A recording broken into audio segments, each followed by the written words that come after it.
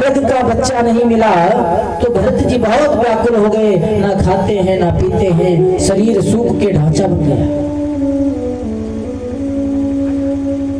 हड्डियों का ढांचा केवल चमक रहा है महाराज, मांस गायब हो गया।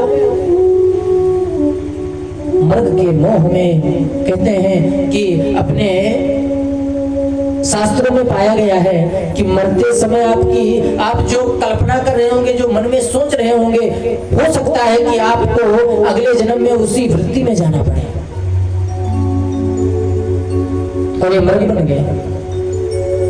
जब इनका अंत समय आया, हाँ मृग कह के अपने प्राणों को छोड़ा और मृग बन गए महाराज।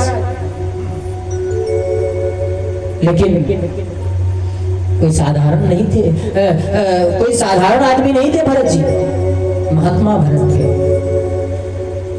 पिछले जन्म के कर्मों के कारण, पुण्य के कारण, भजन के कारण शरीर तो मर्द का मिला, लेकिन जो है यातना याद रही, उनकी यादाश्त नहीं गई।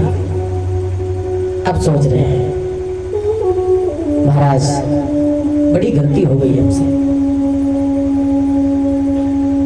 मैंने मर्द से प्रेम किया तो आज मुझे मर्द बनना पड़ा। पश्चाताप कर रहे हैं। धीरे धीरे समय बीतता गया, उसी वन में आग लगी, सारे मर्द निकल के तो भाग गए, लेकिन ये नहीं भागे। उसी आग में अपने शरीर का त्याग कर दिया। और जब इनका दूसरा जन्म हुआ, एक ब्राह्मण के घर में हुआ।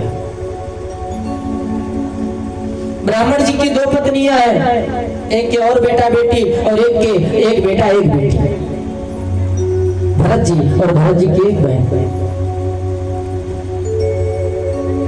अब जब पंडित जी ने अपने बेटे भरत का भविष्य देखा, मन में विचार किया, ये कोई साधारण आदमी नहीं है। उसका नाम दूसरे जन्म में भी इनका नाम भरत पड़ा। और जब पिताजी ने इनका भविष्य देखा, अरे राम, ये तो बड़ा भगवान का भक्त होगा, बहुत महापुरुष होगा, लेकिन जड़ होगा। तो महात्मा जी ने इनका नाम रख दिया जड़ भरत, ये जड़ है।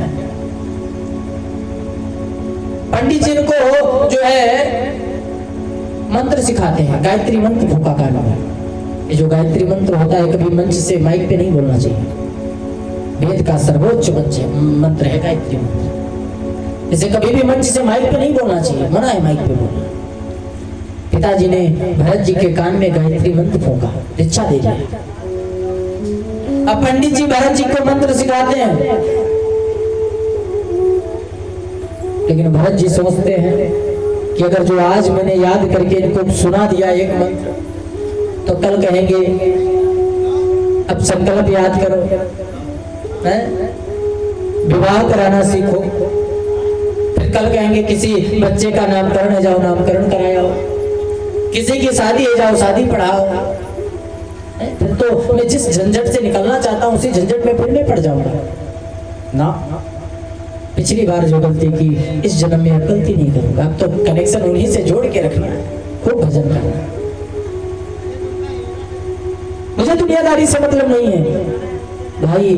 4 महीने हो गए, एक मंत्र जड़ भरत जी ने पिताजी को याद करके नहीं सुनाया। जानते सब हैं, मन में विचार करके आज सुनाऊंगा तो कल फिर किसी झंझट में उलझा देंगे। जब 4 महीने में एक मंत्र नहीं सुनाया, पिताजी ने मन में विचार किया मेरी ज्योतिष कभी निष्फल तो नहीं हुई, लेकिन आज फेल हो रही है।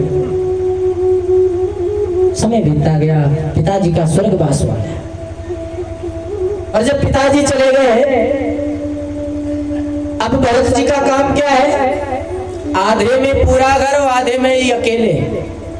खूब खाते हैं, काम धाम करते नहीं ना, बिल्कुल जड़ की तरह बैठे रहते, केवल भगवान का भजन चिंतन। और एक चीज बताए, हर व्यक्ति को कम से कम दिन में 45 मिनट जरूर अपना चिंतन करना चाहिए। जिन खोजा तिन पाइया महाराज, कुछ भी खोजना पहले अपने आप को खोजो महाराज, हम क्या है।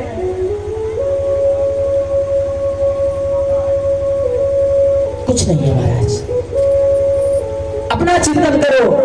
मैं कौन हूं, मेरा कर्म क्या है, मैं किस लिए आया हूं।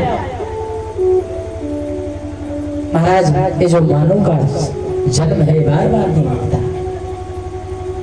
बड़ी भाग्य मानुष तन पावा सुर दुर्लभ हरि ग्रंथन गावा। बड़ी भाग्य से जब जन्म जन्म की पुण्य होती है तब मनुष्य का चोला हम आपको मिलता है। सुखदेव मुनि कहते हैं राजन ये क्या है? ये है कपड़ा। हाँ, एक बार की बात है, कैलाश पे ब्रह्मपुत्र 4 ऋषि सनत सनंदन सनत कुमार कैलाश पर्वत पर बैठे हुए थे।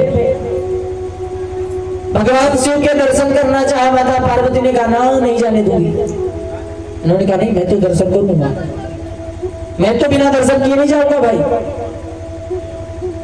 माता ने श्राप दे दिया, ऊंट वाली हरकत करता है, जा तू ऊंट हो जा। ए भैया ये चारों लोग ऊंट हो गए। जब भगवान भोलेनाथ बाहर निकले, क्या देखा भैया? चारों भैया ऊंट बने घास खा रहे हैं, फिर भी कथा चल रही है। शरीर ऊंट का है लेकिन कथा चल रही है महाराज। शंकर जी हंसने लगे, क्यों महाराज, बड़ा आनंद आ रहा है? तो ऋषि बोले एक चीज बताए भोलेनाथ, उस शरीर में झंझट था, उसमें नहाने का एक चक्कर था है? इसमें नहाने का भी चक्कर नहीं, बिना नहाए भी कथा हो जाती है महाराज। ऊंट के शरीर में नहाना नहीं पड़ता, बिना नहाए कथा हो जाती है। क्या बात है? भगवान भोलेनाथ माता पार्वती से कहने लगे, क्यों पार्वती, जानती हो ये कौन है? पार्वती के लिए महाराज हमें क्या पता है कौन है? बालक है ना, ये बालक नहीं है, ब्रह्मा जी के सबसे पहली संतान यही है 4। इनकी उम्र कम से कम ना जाने कितनी सृष्टियां महाराज बदल गई इनके सामने, लेकिन ये ना बड़े होते ना छोटे होते, 5 के 5 वर्ष के रहते हैं। हाँ, और देखा जाए तो पर बाबाओं के भी ये बाबा है। पार्वती ने कहा महाराज हमें क्या पता है जेठ जी। तो शंकर भगवान ने कहा हाँ ये जेठ जी है तुम्हारे। पार्वती ने कहा महाराज आप बताया, पता चला ना। फिर से अपने तपोबल के द्वारा चारों ऋषि अपने शरीर में आ गए। तो महाराज सबसे पहले अपना चिंतन करो, मैं कौन हूं? आज भरत जी के जब पिताजी चले गए और खूब खाते हैं, ना कोई काम करते ना धाम करते हैं, तो भरत जी के जो भाई हैं वो कहते पड़ा पड़ा खाता रहता, ना कोई काम ना धाम, जाके खेत पे रखवाली कर।